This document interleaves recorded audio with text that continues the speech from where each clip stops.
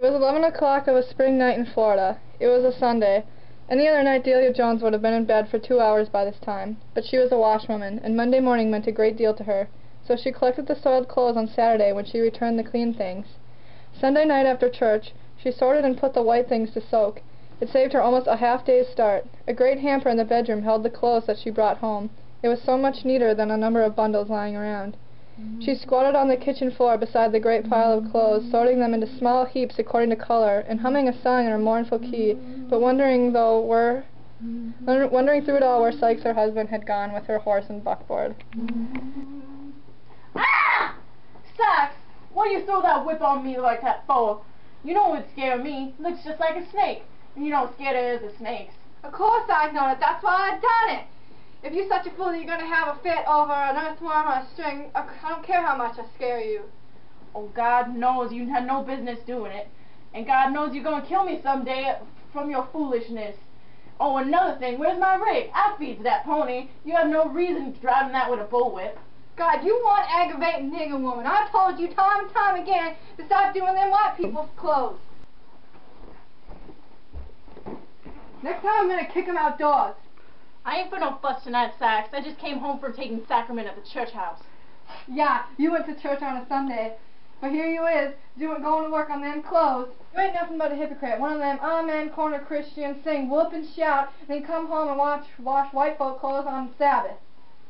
Sykes, will you quit grinding dirt into these clothes? How do you expect me to get done by Saturday if I'm not starting on Sunday? I don't care if you ever get done. I swore to God and a few other men that I'm not going to have it in my house. Give me no lip either. I'll throw them out and I'll put my fist up your head to boot. Look at here, Sykes. You done gone too far. We've been married for 15 years and I've been taking in washing for 15 years. Sweat, sweat, sweat. Crying sweat, praying sweat, working sweat. What's that got to do with me? What's that got to do with you, Sykes? My tub of suds is paid for more victuals than your hands is paid for. And I've done paid for this house with my sweat and blood, and if that snaggletooth black woman coming in here, she's not going to pile up on my sweat and blood, and I'm not going to get out of here until I'm toted out foot foremost. You better quit getting me all riled up, woman, or you'll be toting it up sooner than you expect. God, I hate skinny women! She lay awake gazing upon the debris that cluttered their matrimonial trail. Not an image left standing along the way. Anything like flowers had long ago been drowned in the salty stream that had been pressed from her heart. Her tears, her sweat, her blood. She had brought love to the union, and he had brought a longing after the flesh. 2 months after the wedding, he had given her the first brutal beating. She had the memory of his numerous trips to Orlando with all his wages when he had returned to her penniless, even before the first year had passed. She was young and soft then, but now she thought of her knotty, muscled limbs, her harsh, knuckly hands, and drew herself up into an unhappy little ball in the middle of the big feathered bed. Too late now to hope for love. Even if it were not Bertha, it would be someone else. This case differed from the others only in that she was bolder than the others. Too late for everything except her little home. She had built it for her old days, and planted one by one the trees and flowers there. It was lovely to her, lovely. Somehow, before sleep came, she found herself saying out loud, God knows the evil he puts down on me, but someday Sykes is going to reap what he sows. After that, she was able to build the spiritual earthworks against her husband. His shells could no longer reach her. Amen. She went to sleep and slept until he announced his presence in bed by kicking her feet rudely and snatching the covers away. Give me some covers here and get your foots on your own damn side of the bed. I ought to mash you in your mouth. Delia's work-worn knees crawled over the earth in Gethsemane and up the rocks of Calvary many, many times during these months. She avoided the villagers and meeting places in her efforts to be blind and deaf, but Bertha nullified this to a degree by coming to Delia's house to call Sykes out to her at the gate.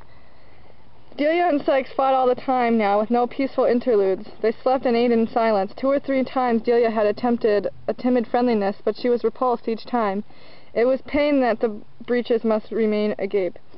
The sun had burned July to August. The heat streamed down like a million hot arrows, smiting all things living upon the earth. Grass withered, leaves browned, snakes went blind and shedding, and men and dogs went mad. Dog days! Look there, Delia, I brought you something. Ah! Sykes! You know I was afraid of snakes. God have mercy, get that out of here! Max, you gotta take that snake away from here.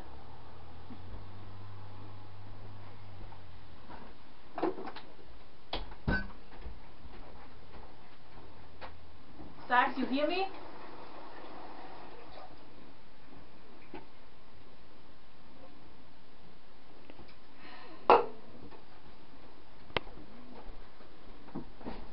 That snake ain't going any damn where till I says it does. And you're gonna get a lot more beatings if you stick around here. I hate you, Sax. I hate you to the degree I used to love you. And now that's why I'm transferring to Woodbridge to take my sacrament. I don't want to see your face no way, no how. You hate me. I've been hating you for years, skinny, ignorant nigger woman. Well, I'm glad you hate me too. You got your earlobes flapping around like buzzard wings. God, I hate you. And don't think I'll be coming out of this house anytime soon. So you just get out. I'm gonna kill you someday, woman. I'm gonna shove that snake up your ass. What's the matter, old Satan? You ain't kicking up your racket? Oh.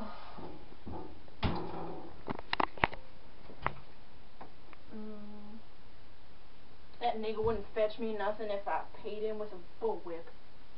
But he goes through what I brings quick enough.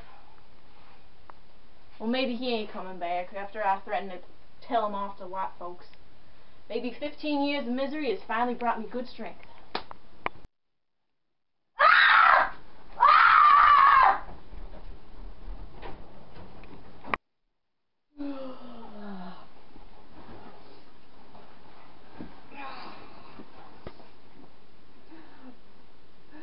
Oh God!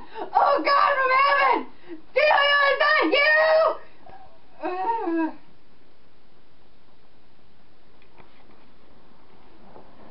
Sax?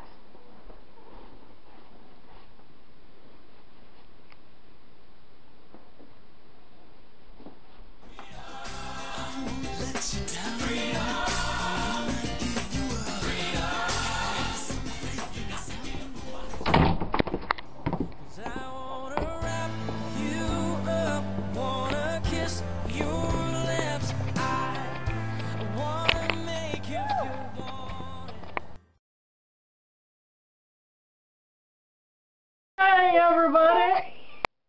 Hey, how y'all doing? Hey everybody.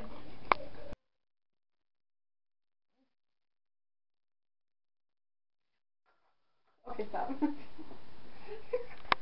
ain't nothing but a hypocrite. I can't do this. Look. What's that got to do with me? What's that?